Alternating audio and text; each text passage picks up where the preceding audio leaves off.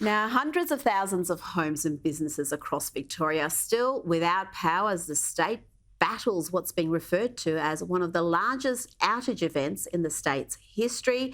It comes after the state was lashed by severe storms which damaged power lines and transmission towers and knocked out all four generators at Loy Yang Power Station. The state government is now warning that it could take weeks to fully restore the network. Joining me now is Nationals Senator Matt Canavan. Matt, what does this say about our ability to cope without these power stations, which many people are desperate to shut down? Well, Rita, I think what you can say is that the plans we've got are failing. The people running our electricity grid, all the governments in charge of electricity have all signed up to this net zero madness. They've all been telling us that we can shut down our reliable coal-fired power stations and replace them with mythical renewable energy, and their plans are failing and failing before our eyes. Now, they'll try and blame everybody else for their problems, but the facts are that they're the ones in charge. The buck has got to stop with these green zealots that have taken over our energy system, and hundreds of thousands of Victorians have paid the price overnight and still today because of this. This is going to cost small businesses hundreds of millions of dollars in lost custom today. They won't be compensated for that. It's an enormous amount of pain, and we're only just really getting started. Of course, we still have 18 coal-fired power stations across the country. They want to shut all of them. If this is what happens when one coal-fired power station goes out because of a transmission line going down, what's going to happen when we shut them all? And we're getting reports also that renewables weren't working too well yesterday because it was too hot. The solar panels weren't working as planned. And when it's too windy, apparently that's an issue as well for wind power. I mean, how does that work? They don't work when it's cloudy, they don't work when there's no wind, and they work when there's too much. Yeah, well, look, the wind turbines have had to put in new settings when it's too windy to shut down, because that's played a role. It contributed to the South Australian black event, you might remember, back in 2016, where the whole state went off. A big part of the reason the whole state went off was because the wind generators didn't operate properly, and it caused the system to trip. And so that's changed in recent times, and that means that when it gets too windy, some wind turbines don't run. I just checked the figures right now today that that today only 5% of the wind turbines are working in Victoria right now, so 95% are not. Now, even with Loy Yang being out, even with that large coal-fired power station not being able to produce power because of the transmission line fault, brown coal-fired power stations are still working for 50% of them. So the brown coal sector in Victoria is working half the time, even with that large power station out, whereas the wind industry, the wind sector, is failing across 95% of them. So, I mean, we're going to hear a lot of the green zealots over the next few weeks blame coal-fired power for this result. But it's actually the renewable energy that once again has not been there, can't be relied on during a crisis. We've got to get back to building power stations that we can rely on. We haven't done that for more than a decade. We're seeing the consequences of that now. It's only going to get worse the longer we delay building a new coal-fired power station, building a high-efficiency, low-emission coal-fired power station in this country, so that we can get back to having not just reliable power, but affordable power too, for you to pay your bills and afford them, and to keep our manufacturing industry in Australia. Now, you talked about not having new coal power plants being built, but are we even maintaining the existing ones properly? And one can understand why perhaps that maintenance isn't happening when they're all planning to close them. Why would you invest tens of millions, maybe hundreds of millions, maintaining an asset that is set to close? Well, exactly right, Rita. Just think about your own circumstances. If the government told you that, hey, look, that car you've got, we're going to ban it in a few years' time. You won't be able to use it. You won't be able to drive it in a few years' time. You're probably not going to change the oil that much. You're probably not going to get the big services done because why bother pay for that if the whole machine's going to be scrapped within a few years? And that's the situation facing coal-fired power station owners now, where the government's saying we're going to forcibly take your station off the market. Why would they spend sometimes hundreds of millions of dollars doing the overhauls that are usually needed? Now it seems like this lack of maintenance probably caused the Callide explosion a couple of years ago. We still don't have a report from the Queensland government, they're the owners or part owners of that power station. We still don't have a proper report on what happened at that power station. But I know the unions, speaking to the unions up there, they believe that there hasn't been the maintenance done on the coal-fired power stations in Queensland that contribute to this incident. And why is it that we've got Labor governments putting workers, putting union members at risk in massive machines, these turbines? If they're not maintained properly, we may get even the worst outcome where something explodes and people die. It's an absolute disgrace.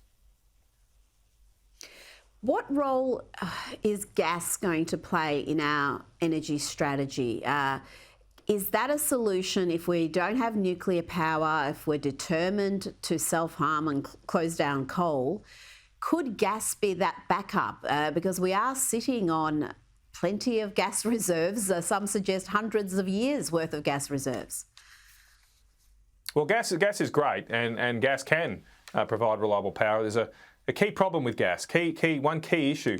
When it's in the ground, it can't generate power. You've actually got to bring it up from under the surface for it to be any kind of solution. And of course, in Victoria, not only did Victoria ban fracking in their state, they've actually made it part of their constitution to not have fracking. So it's in the Victoria's constitution now, it's habeas corpus, equality before the law, and no fracking.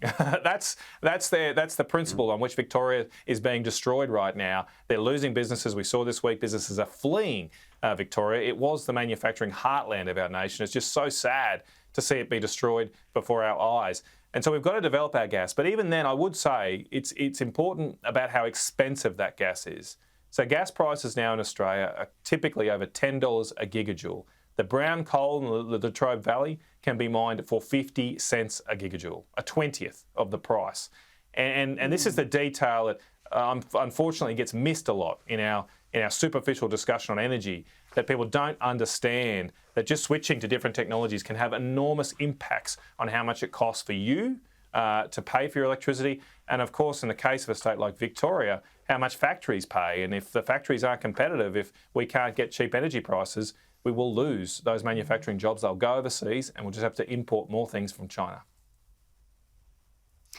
And the sad thing is, in this state, there really isn't much of an option for voters, because we went to the last state election with the Liberal opposition having emission targets that were bolder than the Albanese government. They have completely signed up to this net zero madness. So, Matt Canavan, what is the solution for Victorians? I know you up in Queensland look down here and mock us sometimes, but I think most Victorians are sensible. We are just let down by our politicians.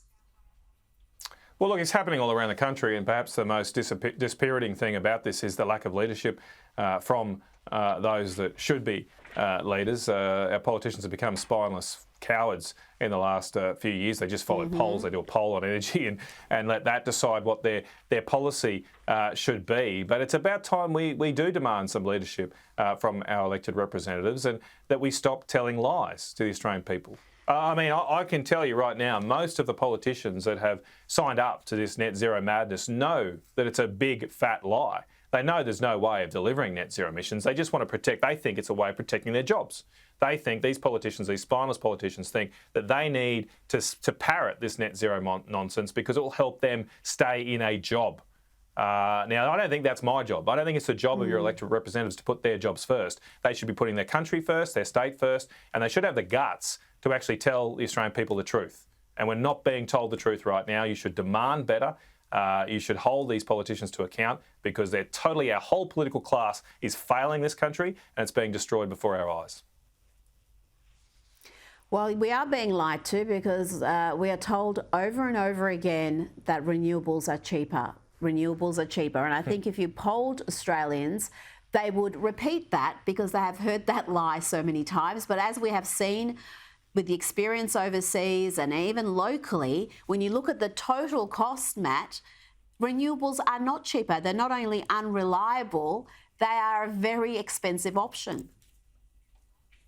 Well, there's been a relentless propaganda machine funded by a lot of the investors in the green energy space. A lot of those investors are foreign and overseas. Almost all of the equipment that's used to install renewable energy comes from overseas, is made in countries like China. And so there's a big campaign to repeat that message. There's no doubt that's had a big impact on people's views. But look, I just would remind people of the experience of the last year in Australian politics, and that does demonstrate the power of leadership. I kind of put a pale over all my colleagues just before, but I will make an exception for the likes of Jacinta Price and also Peter Dutton, who bravely last year stood up against The Voice, stood in opposition to it, despite the fact that at the time, because people had been fed this propaganda, at the time, over 60% of Australians supported The Voice. But when those politicians, when Peter Dutton, when Jacinta Price showed leadership, within just a matter of months, those polls had completely turned around.